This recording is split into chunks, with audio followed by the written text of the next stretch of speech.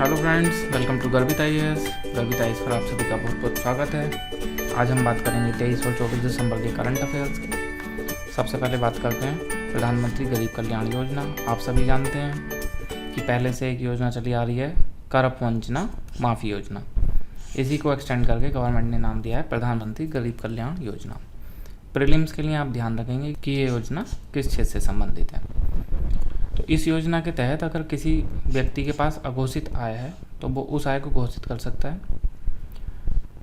उसे कर, जुर्माना और अधिभार के रूप में 50% टैक्स देना होगा तथा 25% राशि बिना ब्याज वाले जमा योजना में 4 साल तक के लिए रखनी होगी।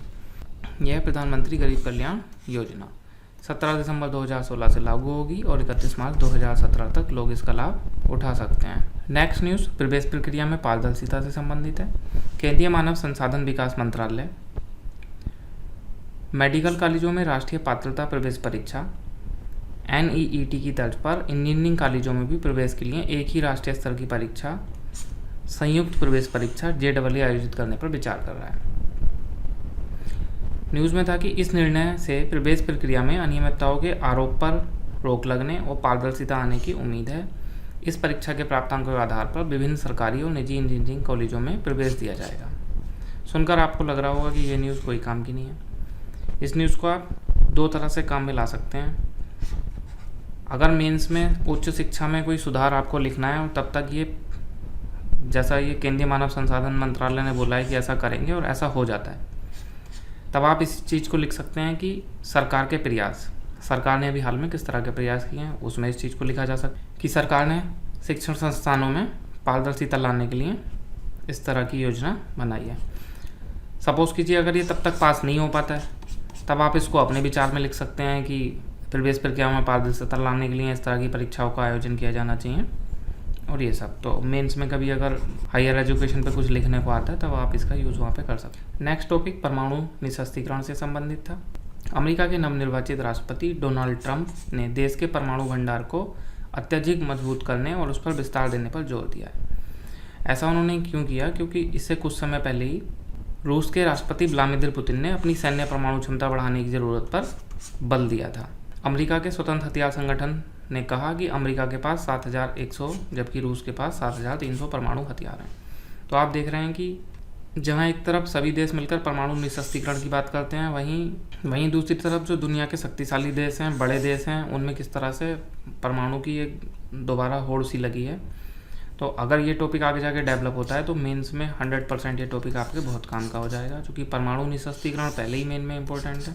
और अगर इस तरह रूस में और अमेरिका में दोबारा से परमाणु हथियारों की होड़ लगती है तो ये मेंस के एग्ज़ाम में बहुत महत्वपूर्ण होगा। तो इस पर आप अपनी नज़र रखेंगे। आपने न्यूज़ में सुना होगा कि आयकर विभाग ने 230 से अधिक मामले प्रवर्तन निदेशालय और 190 मामले CBI को सौंपे हैं। इसका मतलब आयकर विभाग ने कुछ छानबीन की, वहाँ उसको कुछ मामलों में कमी लगी, उनमें से कुछ मामले उसने प्रवर्तन निदेशालय को सौंपे और कुछ मामले CBI को सौंपे। माइंड में क्वेश्चन ये आता है कि एक ही विभाग ने केसेस को 2 तरह के विभागों के पास क्यों भेजा है या 2 तरह की जांच एजेंसियों को क्यों दिया? तो ऐसा इसलिए कि जो जितनी भी महत्वपूर्ण जांच एजेंसियां हैं उनके कार्यक्षेत्र अलग अलग हैं और वो पहले से प्री डिफाइन है। तो जब भी आप न्यूज़ में पढ़ते हैं कि CBI को मामला सौंपा, ED को मामला सौंपा, CBC को मामला सौंपा, तो आपके माइंड में क्वेश्चन आता है कि ये सब संस्थाएं क्या हैं और कैसे काम करती हैं। मोटा मोटा आपको इनके बारे में पता होना चाहिए। तो ये हैं कुछ महत्वपूर्ण जांच एजेंसियां, जैसे कि ED, ये हम पहले भी बता चुके हैं आपको कि प्रवर्तन निदेशालय क्या करता है? आर्थिक अपराधों की जाँच करता है। और दो प्रमुख आर्थिक कानून, money laundering act and FEMA, विदेशी मुद्रा विनिमय अधिनियम, इन दोनों के क्रियान्वयन की जिम्मेदारी इसकी होती है और आर्थिक अपराधों की जांच करता है। CBI क्या करता है? जो बड़े अपराधों की जांच, जैसे कि जो भ्रष्टाचार से संबंधित कोई बहुत बड़ा केस है, 2G स्पेक्ट्रम या कोयला घोटाला या कोई बड़ी हत्या इत्यादि से संबंधित मामले। CBC क्या करता है? सेंट्रल विजिलेंस कमीशन, केंद्रीय कर्मचारियों के भ्रष्टाचार की जांच करता है। इसका मतलब अगर केंद्रीय कर्मचारी भ्रष्टाचार कर रहे हैं, उनकी जांच कौन करेगा? CBC। इसी तरह एक संस्था का नाम सुनते हैं आप, NIA क्या करता है? कि आतंकवाद या उससे संबंधित कोई जाली नोट, मादक पदार्थ, इनसे जुड़े कोई भी मामले होते हैं तो उनकी जांच एनआईए करता है। एक जो नेक्स्ट न्यूज़ थी और जो आपके बहुत काम की हो सकती है वो है शत्रु संपत्ति अध्यादेश। राष्ट्रपति प्रणब मुखर्जी ने युद्ध के बाद पाकिस्तान और चीन चले गए लोगों की छोड़ी हुई संपत्तियों को विरासत और हस्तांतरण के दावों से संरक्षण देने के लिए शत्रु संपत्ति अध्यादेश को मंजूरी दी। दरअसल शत्रु संपत्ति होती क्या है? तो जो लोग युद्ध के बाद पाकिस्तान और चीन चले गए हैं और उनकी कोई संपत्ति यहाँ पर रह गई है तो उस संपत्ति को बोला जाता है शत्रु संपत्ति। राष्ट्रपति प्रणब मुखर्जी ने शत्रु संपत्ति अध्यादेश संशोधन और सत्यापन संबंधी 5वें अध्यादेश 2016 को मंजूरी दे दी है। यह अध्यादेश क्या है और क्यों लाया गया है, इसको समझते हैं। पहले देखते हैं सरकारी विज्ञप्ति में क्या कहा गया। सरकारी विज्ञप्ति में कहा गया कि संशोधनों का मूल उद्देश्य मूल कानून की खामियां दूर करना है ताकि संरक्षण में रखी गई हजारों करोड़ रुपए मूल्य की शत्रु संपत्तियों को शत्रु या किसी अन्य शत्रु कंपनी के हाथों में जाने से रोका जा सके। एक और जो दूसरी बात यहाँ पे काम की हो सकती है कि इस अध्यादेश को 5वीं बार लाया गया था, तो 5वीं बार साइन करने पर राष्ट्रपति प्रणब मुखर्जी ने अपनी नाराज़गी जाहिर की। तो प्रीलिम्स में आप अध्यादेश किस तरह से जारी किए जा सकते हैं, कितनी बार जारी किए जा सकते हैं, कैसे अध्यादेश से संबंधित जो भी सेक्शन है आपके उनको आप पढ़ लें। ये आपको प्रीलिम्स में क्वेश्चन पूछा जा सकता है। इससे पहले एक न्यूज़ में ये भी था कि अगस्त में यह अध्यादेश राष्ट्रपति के सामने लाया गया था, तब इसको कैबिनेट में उसका प्रस्ताव लाए बिना ही राष्ट्रपति के पास ले जाया गया था। और इस तरह का आज़ादी के बाद पहली बार हुआ था कि किसी सरकार ने कैबिनेट में पेश किए बिना ही उसे राष्ट्रपति के समक्ष रख दिया था। तो प्रीलिम्स में इस तरह की लाइन के लिए भी आप तैयार रहें। क्या किसी अध्यादेश को कैबिनेट में रखे बिना ही राष्ट्रपति को भेजा जा सकता है? लोकसभा में ये पास हो चुका है, राज्यसभा में अल्पमत में है तो वहाँ पास नहीं हो रहा है। तो इसी कमी के कारण सरकार बार बार इसके लिए अध्यादेश ला रही है। और ये भी आप जानते हैं कि विंटर सेशन में कुछ काम ही नहीं हुआ, केवल 2 ही बिल पास हो पाए थे, तो वहाँ भी ये पुनः लटका रहा और उसके लिए फिर इसको अध्यादेश के रूप में लाया गया।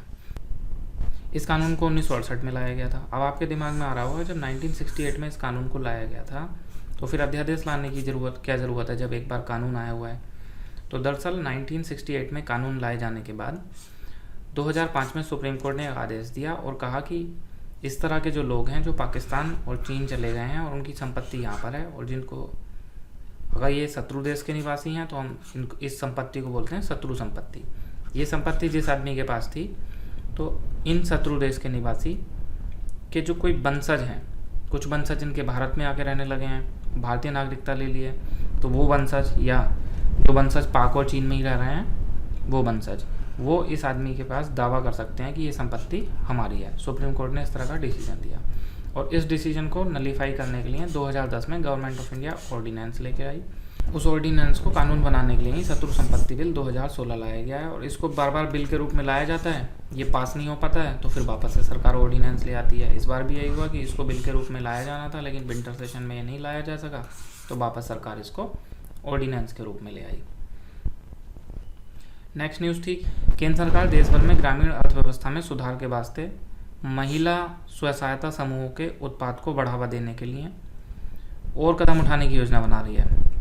यानी कि महिला स्व सहायता समूह जो उत्पाद बनाते हैं उन उत्पादों को बढ़ावा दिया जाएगा। जो केंद्रीय ग्रामीण विकास मंत्री हैं उन्होंने कहा कि महिला स्व सहायता समूहों को मजबूत बनाकर गाँवों में गरीबी आसानी से दूर की जा सकती है।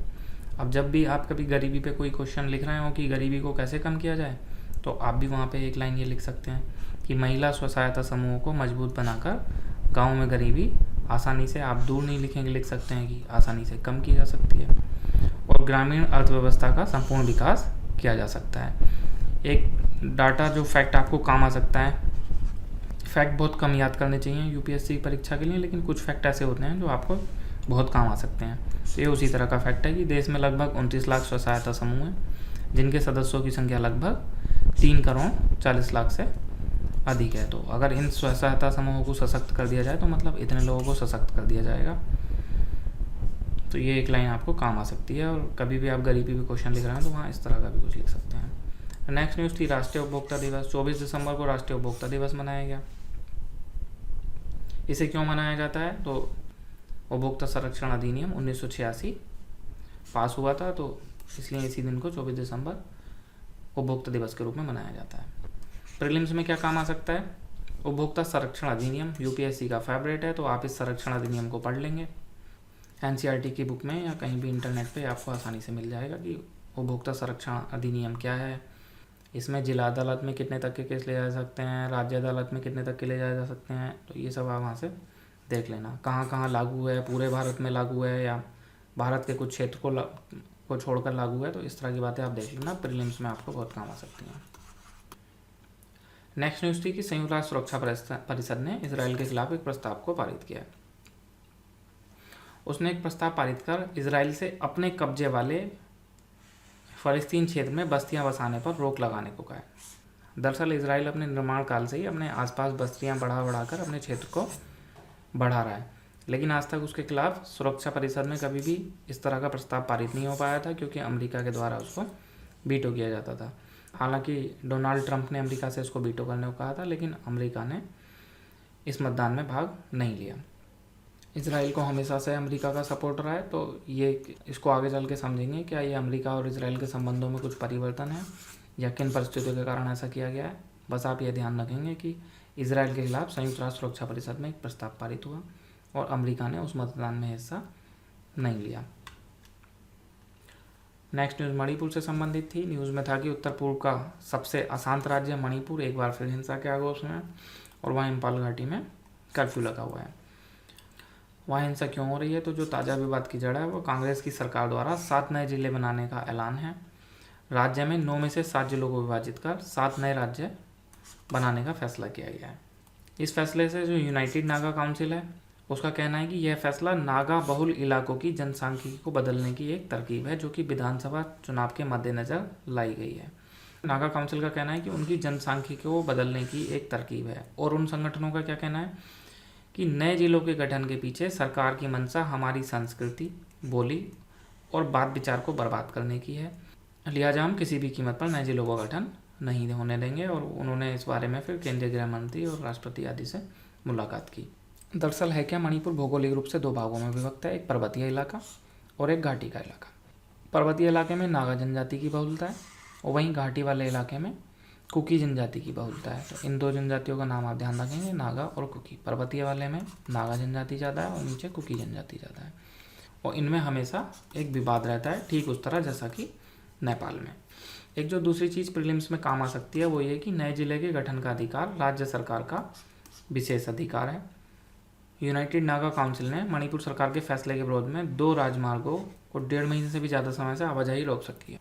अगर आपने लास्ट ईयर के पेपर देखे होंगे तो आपने देखा होगा कि ज्योग्राफी में कुछ इस तरह के क्वेश्चन पूछ लिए जाते हैं कि इधर नेशनल हाईवे दे दिया जाता है और दूसरी तरफ उसका मिलान, अगर 4 नेशनल हाईवे दे दिए, इधर 4 वो दे दिए कि ये दिल्ली से जयपुर और उसमें सही मिलान नीचे कोड, तो इस तरह का क्वेश्चन प्रीलिम्स में पूछ लिया जाता है। ये 2 नेशनल हाईवे क्योंकि काफ़ी चर्चा में है, तो हम आपको सलाह देंगे कि इन दोनों को आप याद कर लें। नेशनल हाईवे 2 इम्फाल से दीमापुर को और नेशनल हाईवे 37 इम्फाल से जिरीबाम को। नेक्स्ट न्यूज़ एक आर्टिकल है जो इंटरव्यू में आपको बहुत काम आ सकता है। शेखर गुप्ता जी ने लिखा जनसत्ता में। इस आर्टिकल के सहारे हम आपको ये भी बता देंगे कि इंटरव्यू की तैयारी किस तरह से करें, या ये खाली इंटरव्यू की नहीं, पूरी सिविल सर्विस की तैयारी कैसे की जाए। आप ये सुनते हैं कि न्यूज़पेपर पढ़ें, न्यूज़ सुनें, तो न्यूज़पेपर में क्या पढ़ें, कैसे सुनें, ये आपको कैसे पता चलेगा।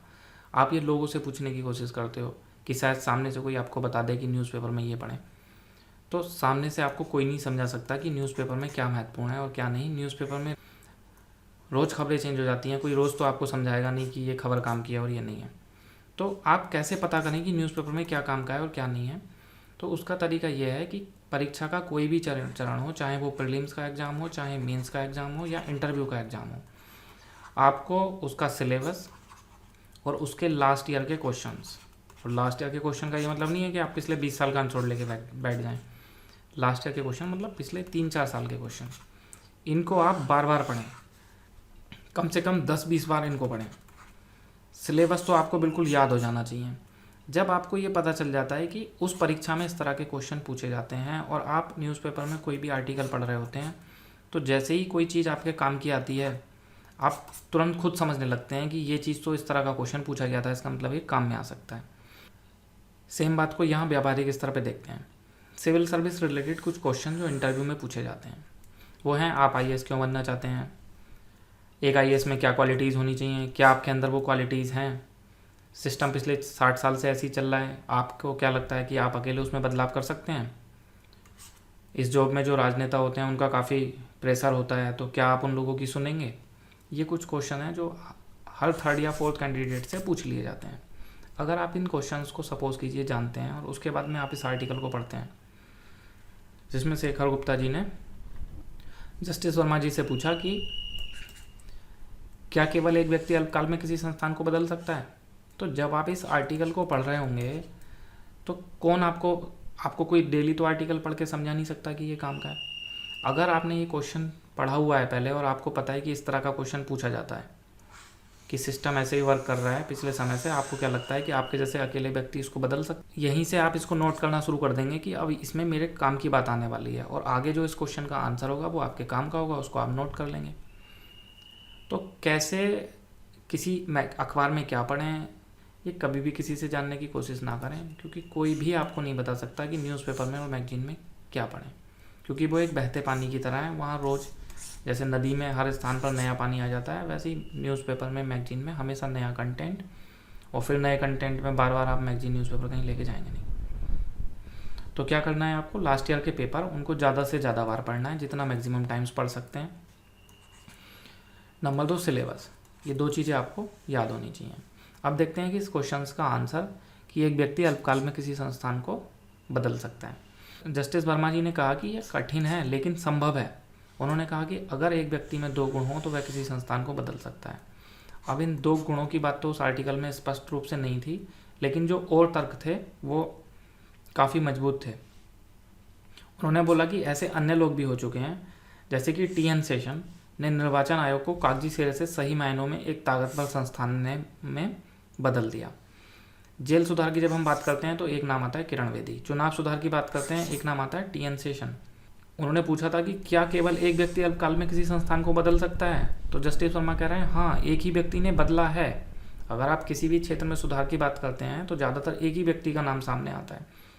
तो अगर एक आध कोई तर्क आपके पास होता है, 1-2 एग्जाम्पल होते हैं तर्क में, कोई आप कह सकते हैं कि अगर कुछ तरह के गुण हों, जैसे कि लास्ट में इसमें कुछ पूरा आर्टिकल पढ़ने के बाद कुछ लगा कि वो किन 2 गुणों की बात कर रहे हैं, तो उसमें आगे था कि अगर कोई ईमानदार पुलिस अधिकारी जिसके पास ना कुछ छिपाने को हो और ना ही कोई लालच हो, तो ऐसा कोई व्यक्ति अगर संस्थानों में आ जाता है तो उन संस्थान को उसकी असल ताकत मुहैया करा सकता है। तो अगर आपके पास नंबर 1 कोई तर्क है, जैसे कि आपने कोई गुण बता दिया कि ये वाला गुण होना चाहिए। दूसरी बात, आपके पास उदाहरण है, किरण बेदी ने जेल सुधार, TN शेषन, चुनाव सुधार। तो अगर आपके पास तर्क हैं और उदाहरण हैं तो आप कोई भी आंसर दे सकते हैं। इसका जो अब तक आंसर स्टूडेंट्स को देने के लिए कहा जाता था वो ये कहा जाता था कि हाँ सर, कोई एक व्यक्ति बड़े सुधार नहीं ला सकता, लेकिन जैसे मैं इंडिविजुअल हूँ ऐसे ही देश में और भी जगह जगह इंडिविजुअल हैं, वो सब भी अपने स्तर पर कुछ कर रहे होंगे, मैं भी अपने स्तर पर अपना अधिकतम दूंगा और इस तरह से हम देश को एक सकारात्मक दिशा में ले जाएंगे। लेकिन अब आपके पास एक अलग तर्क है, अलग उदाहरण है, तो आप अपना आंसर बदल भी सकते हैं। इंटरव्यू में कभी भी आंसर सही या गलत नहीं होता, उसके पीछे आप क्या तर्क दे रहे हैं। और दरअसल तो इंटरव्यू में नोटिफिकेशन में साफ साफ लिखा हुआ है कि आंसर से पता चलेगा ज्ञान की जांच ही नहीं की जानी है। उसने साफ साफ लिखा है कि इंटरव्यू आपके सामान्य या विशेष ज्ञान की जांच के लिए नहीं है। वहाँ पे शब्द लिखा है सामान्य या विशेष ज्ञान। ऐसा क्यों लिखा है? सामान्य मतलब जनरल स्टडी, सामान्य ज्ञान के 4 पेपर, और विशेष ज्ञान यानी ऑप्शनल। तो आपके सामान्य ज्ञान और विशेष ज्ञान की जांच मुख्य परीक्षा में हो चुकी है। यहाँ पे किस चीज़ की जांच की जाएगी? तो उसने नीचे लिखा है तार्किकता, विश्लेषणात्मक ग्रहण शक्ति। तो इस तरह के शब्द उसने दिए हैं कि वो किस चीज़ की जांच करेगा। वो ये जांच करेगा कि आप कोई बात कह रहे हैं तो आपके पास उसके लिए पीछे कोई लॉजिक है या नहीं है, कुछ एग्जाम्पल आपके पास हैं या नहीं है। तो अगर आप इस तरह के क्वेश्चंस को पहले से जानेंगे कि इस तरह की चीज़ें पूछी जाती हैं, तो जब भी आप न्यूज़पेपर पढ़ेंगे तो आप खुद ही अपने आंसर्स के लिए लॉजिक, एग्जाम्पल खुद कलेक्ट करने लगेंगे। बस आपको क्या करना है, आपको ये पता होना चाहिए कि उस परीक्षा में पूछा क्या जाता है। अखबार में क्या पढ़ें, न्यूज़ में क्या सुने, तो उसका आंसर ये है कि आप ये जानें कि परीक्षा में क्या पूछा जाता है। और परीक्षा में क्या पूछा जाता है ये क्या कौन बताएगा आपको? लास्ट ईयर के पेपर। तो आप लास्ट ईयर के पेपर ज़्यादा से ज़्यादा पढ़ें, उसके बाद आपको किसी से कुछ पूछने की ज़रूरत नहीं रह जाएगी कि क्या पढ़ें, कहाँ से पढ़ें। नेक्स्ट न्यूज़ पे चलते हैं। Next news credit rating agencies की है। अभी ये क्या होती हैं इन पे ज़्यादा नहीं जाएंगे, बस ये समझ लेते हैं कि अंतर्राष्ट्रीय क्रेडिट रेटिंग एजेंसी मूडीज़ के रेटिंग मेथड की आलोचना की है भारत ने और इसमें सुधार की मांग की है। दरअसल मूडीज़ ने काफ़ी समय से भारत की क्रेडिट रेटिंग Baa3 बनाई हुई है और भारत में पिछले समय से जो सुधार हुए हैं, जो अलग इंडेक्स हैं, उनमें भारत की रेटिंग बेहतर हुई है, लेकिन ये जो क्रेडिट रेटिंग एजेंसी हैं बेहतर नहीं कर रही हैं। इस रेटिंग के कमियां ज़्यादा होने का क्या, अगर ये रेटिंग हमारी ज़्यादा हो जाती है तो जो विदेशी निवेशक हैं वो इस रेटिंग को देखते हैं और वहाँ से देखते हैं रेटिंग ज़्यादा है और वहाँ से ये समझते हैं कि भारत में हमारा निवेश सिक्योर है, तो भारत में जो विदेशी निवेश है वो बढ़ जाता है। अगर हमारी रेटिंग यहाँ पे कम होती है तो विदेशी निवेश नहीं बढ़ पाता, इसलिए भारत चाह रहा है कि इस क्रेडिट रेटिंग को बढ़ाया जाए। और जो चीज़ हमारे काम की हो सकती है यहाँ पे एक फैक्ट वो ये है कि इसको आप याद कर लेंगे। हमने बताया आपको कि यूपीएससी में फैक्ट बहुत कम याद करना है, लेकिन कुछ फैक्ट को याद कर लेना है। वैसे ही ये फैक्ट है कि जीडीपी की तुलना में भारत का कर्ज स्तर 2004-05 के 79.5 यानी कि लगभग 80% की तुलना में कम होकर 66.7% हो गया है। इसका मतलब अगर पहले हमारा जीडीपी 100 रुपये का था तो हमारे ऊपर कर्जा 79.5 रुपीज़ का था, लेकिन अभी अगर हमारा जीडीपी 100 रुपये का है तो हमारे ऊपर कर्जा केवल 66.7 रुपीज़ का है। इसका मतलब कर्ज में कमी आ रही है। एक जो लाइन काम आ सकती है वो ये है कि आप ध्यान रखेंगे सरकार के राजस्व का, इसका मतलब सरकार को कुल कितना टैक्स या अदर स्रोत से जितनी भी आमदनी होती है पूरे साल में उसका 5वां हिस्सा यानी कि 1/5 हम केवल ब्याज चुकाने की राशि में ही चला जाता है। प्रीलिम्स में एक क्वेश्चन ज़्यादातर पूछ लिया जाता है, वो कुछ चीज़ें दे देते हैं कि सरकार के खर्चे ब्याज, सुरक्षा, शिक्षा, ये सब, और इसमें कहते हैं कि इनको अवरोही या आरोही क्रम में लिखिए। तो आप ध्यान रखेंगे कि सरकार का सबसे ज़्यादा खर्चा ब्याज में होता है। और एक इस लाइन को भी ध्यान रखेंगे पीटी के लिए कि सरकार के राजस्व का 5वां हिस्सा ब्याज चुकाने की राशि में ही चला जाता है। हो सकता है कि ये इस तरह के प्रीलिम्स में कोई क्वेश्चन बन जाए कि निम्न कथनों पर विचार कीजिए। पहला कथन आपको दे दें कि सरकार के राजस्व का 5वां हिस्सा ब्याज चुकाने में चला जाता है। दूसरा ऑप्शन दे दें कि जीडीपी की तुलना में सरकार का जो कर्जा है वो 66.7% है या लगभग 60% है, और फिर पूछ लेंगे कौन से कथन सत्य हैं असत्य हैं। दूसरी खबर अवैध इमिग्रेशन को लेकर थी। दरअसल नवी मुंबई में एक व्यक्ति क्या करता था, अपने 3-4 साथियों के साथ मिलकर अवैध रूप से रहने वाले बांग्लादेशियों से, जो अवैध रूप से बांग्लादेशी रहते हैं, जब वो कोर्ट में पेश होते थे तो उनसे मिलता था और 5,000 रुपये में उनको भारत की नागरिकता के ज़रूरी कागजात उपलब्ध करा देता था। ये ज़रूरी कागजात फर्जी होते थे, लेकिन इन फर्जी कागजात की मदद से ही वो कोर्ट में अपने को भारत का नागरिक सिद्ध करने में सफल हो जाते थे। तो जो चौंकाने वाली बात है कि वो ये है कि किस तरह से फर्जी कागजात की मदद से भी वो कोर्ट में अपने आप को भारतीय नागरिक सिद्ध कर देते थे। नेक्स्ट न्यूज़, हाई कोर्ट का एक आदेश है। ये हमको जीएस के 4th पेपर यानी कि एथिक्स में केस स्टडी में बहुत काम आ सकता है, और पॉलिटी के पेपर में तो काम आ ही सकता है। इलाहाबाद उच्च न्यायालय ने आदेश दिया है कि किसी सार्वजनिक उद्देश्य के लिए किसी धार्मिक इकाई से जुड़ी भूमि का अधिग्रहण किया जा सकता है। इसको आप याद कर लेंगे।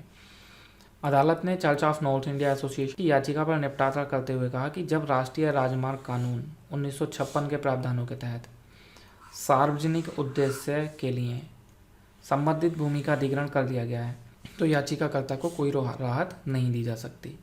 तो बस काम की लाइन क्या है कि सार्वजनिक उद्देश्य के लिए धार्मिक इकाई से जुड़ी भूमि का अधिग्रहण किया जा सकता है। केस स्टडी में कैसे आ सकता है कि इस तरह की कोई केस स्टडी बना दें कि कोई धार्मिक इकाई से जुड़ी हुई भूमि है और इस तरह से उसका अधिग्रहण कर लिया गया है और उस धार्मिक समूह का पास में ही कोई त्यौहार आ रहा है, सरकार का दबाव है कि उस भूमि को जल्दी से जल्दी खाली कराया जाए। तो इस तरह में अगर आप वहाँ के डीएम हैं या कुछ भी आपको पोजीशन में देखें कि आप किस तरह का फैसला लेंगे, तो जिस तरह का फैसला न्यायालय ने लिया है उस तरह के स्टेप्स आप वहाँ पे ले सकते हैं। न्यायालय ने फैसला दिया है कि इस भूमि को अधिग्रहित किया जा चुका है तो अब कोई राहत नहीं दी जा सकती, लेकिन चूंकि पास में ही क्रिसमस का त्यौहार आ रहा है तो इसके लिए 1 महीने तक इस ढांचे से कोई छेड़छाड़ नहीं की जाएगी, लेकिन बाद में प्रभावित पक्ष और भारतीय राष्ट्रीय राजमार्ग प्राधिकरण को इसे ढहाने या स्थानांतरित करने के लिए 2 तरीकों पर काम करना चाहिए। नेक्स्ट न्यूज़ सिंधु नदी जल समझौते से थी। प्रधानमंत्री के प्रमुख सचिव नृपेंद्र मिश्रा की अध्यक्षता में सिंधु नदी जल समझौता, ये आपके काम का है, सिंधु नदी जल समझौता, इस पर एक ज़रूरी बैठक की गई। बैठक में पंजाब के सचिव और जो हमारे NSA हैं अजीत डोभाल, विदेश सचिव S जयशंकर, वित्त सचिव अशोक लवासा, मतलब जितने भी प्रमुख अधिकारी थे उन सब ने इस पर बातचीत की। सिंधु समझौता क्या है, 1960 में किया गया था। दोनों देशों ने हस्ताक्षर किए हैं, जिसके तहत सिंधु घाटी की 6 नदियों का इस्तेमाल करते हैं। समझौते के तहत पश्चिम क्षेत्र की नदियों पर पाकिस्तान का नियंत्रण है। इसका मतलब ये जो 6 नदियाँ हुई, इसमें इन वाली 3 नदियों पर पाकिस्तान का नियंत्रण है और नीचे की 3 नदियों पर भारत का नियंत्रण है। लेकिन भारत को भी इनके पानी के पर अलग अलग कामों के लिए इस्तेमाल करने का अधिकार है, यानी कि जो ऊपर की ये 3 नदियाँ हैं पश्चिम वाली, भारत को भी इन पर अधिकार है। भारत ने अभी तक इन नदियों के पानी को स्टोर करने या समझौते के तहत अपने कोटे के हिसाब से उसके पानी की पूरी तरह से इस्तेमाल नहीं किया था और अपने कोटे का पानी पूरी तरह से इस्तेमाल करने के लिए ही ये मीटिंग की गई है। ये चीज़ आपको प्रीलिम्स में काम आ सकती है। हम आपको क्या करना है कि ये जो 6 नदियाँ हैं इनका उत्तर से दक्षिण या दक्षिण से उत्तर, इनका क्रम याद कर लेना है। कई बार UPSC में इस तरह के भी क्वेश्चन पूछ लिए जाते हैं कि कुछ नदियाँ या कुछ शहर या कुछ द्वीप दे दिए जाते हैं और कहा जाता है कि इनको उत्तर से दक्षिण के क्रम में सही कूट चुनिए या दक्षिण से उत्तर के क्रम में सही कूट चुनिए या पूरा पश्चिम में। तो चूँकि ये चर्चा में है तो इस तरह की चीज़ पूछी जा सकती है। नेक्स्ट न्यूज़ तिरुपति वेंकटेश्वर मंदिर से संबंधित थी। कोई बहुत बड़ी न्यूज़ नहीं थी, लेकिन चूँकि ये मंदिर चर्चा में आ गया है तो प्रीलिम्स की दृष्टि से महत्वपूर्ण हो गया है। आर्ट एंड कल्चर में ज़्यादातर इसी तरह के क्वेश्चन पूछे जाते हैं जो थोड़े बहुत चर्चा में रहे होते हैं। इस मंदिर में क्या हुआ है कि जो लोग ID प्रूफ जमा नहीं करेंगे वो तिरुमाला तक जाने की इजाज़त तो मिलेगी, लेकिन उनको विशेष प्रवेश दर्शन नहीं दिया जाएगा।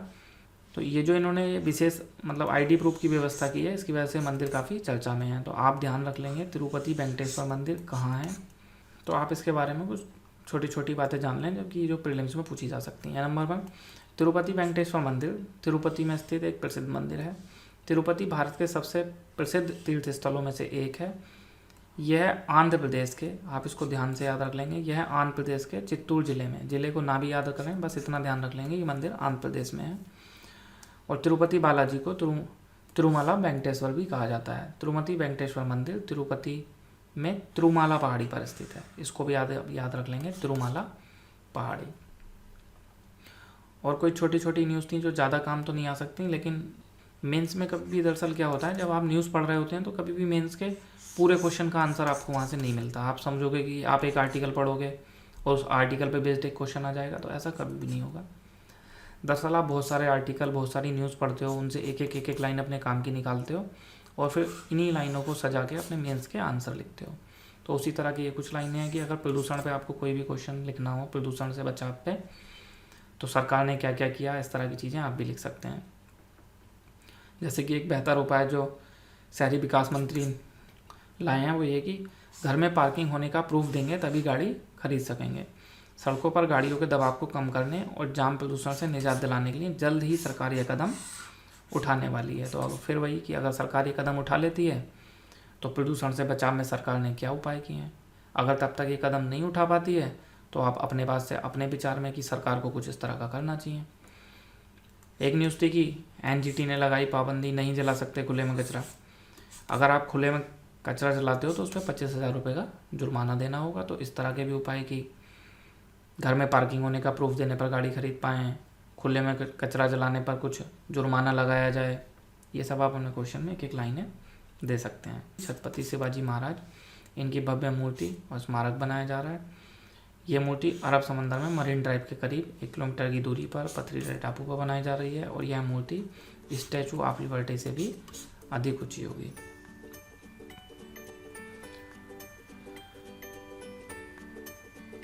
तो आज के लिए दोस्तों इतना ही। हम मिलते हैं 25 दिसंबर के करंट अफेयर्स में। गर्भिदाई से जुड़ने के लिए आप सभी का बहुत बहुत धन्यवाद।